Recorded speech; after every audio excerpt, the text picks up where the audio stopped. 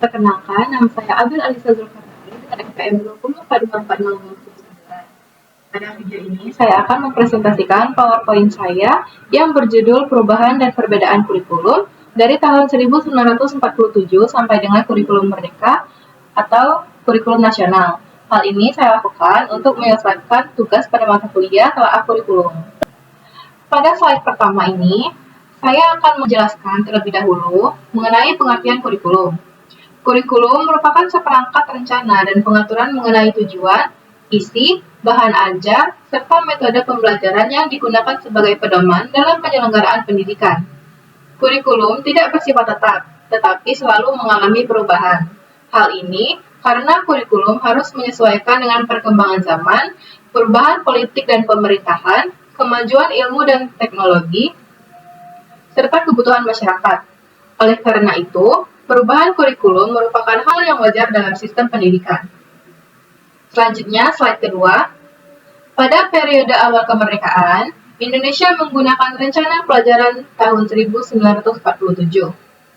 Kurikulum ini berfokus pada pembentukan karakter dan juga semangat nasionalisme. Karena saat itu Indonesia baru saja merdeka. Sistemnya masih dipengaruhi oleh pendidikan Belanda. Kemudian, pada tahun 1952 hingga 1964, kurikulum mulai dikaitkan dengan kehidupan sehari-hari.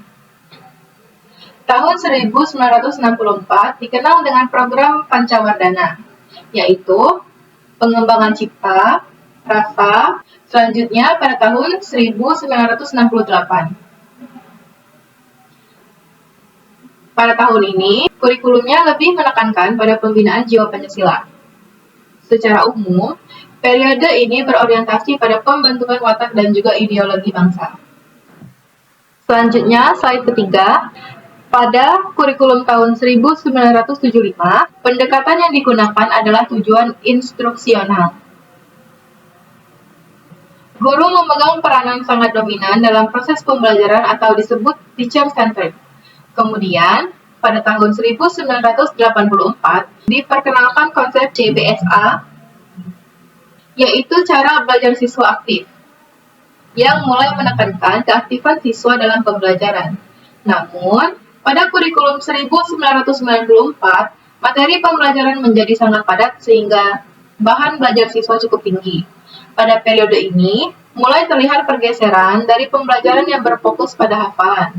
Slide selanjutnya, memasuki tahun 2004, muncul kurikulum berbasis kompetensi atau KBK. Fokusnya bukan lagi pada banyaknya materi, tetapi pada kompetensi atau kemampuan yang harus dimiliki siswa. Kemudian, pada tahun 2006, lahirlah KTSP, di mana sekolah diberikan kewenangan untuk menyusun kurikulum sesuai dengan kondisi dan juga kebutuhan masing-masing. Hal ini merupakan perubahan besar karena sistem menjadi lebih desentralisasi. Pada tahap ini, kurikulum sudah jelas bergeser dari berbasis isi menjadi berbasis kompetensi. Di slide kelima adalah kurikulum 2013. Kurikulum ini menekankan keseimbangan antara sikap, pengetahuan, dan juga keterampilan. Pendekatan yang digunakan adalah pendekatan saintifik, yaitu siswa diajak untuk mengamati, menanya, mencoba, juga mengkomunikasikan. Penilaian juga menggunakan penilaian autentik yang menilai proses dan hasil belajar. Fokus utama kurikulum ini adalah pembentukan karakter dan juga kompetensi abad ke-21. Lanjut pada slide ke-6, yaitu kurikulum terbaru saat ini, yaitu kurikulum Merdeka. Kurikulum Merdeka merupakan bagian dari kebijakan Merdeka Belajar. Kurikulum ini lebih fleksibel dan materi yang diajarkan lebih sederhana serta berfokus pada hal-hal yang esensial. Salah satu cirinya adalah adanya proyek penguatan profil pelajar Pancasila atau yang biasa kita kenal dengan istilah P5. Pada kurikulum ini, guru diberikan kebebasan untuk menyesuaikan pembelajaran dengan kebutuhan dan juga kemampuan siswanya. Kurikulum ini benar-benar menekankan pembelajaran yang berpusat pada siswa atau student-centered.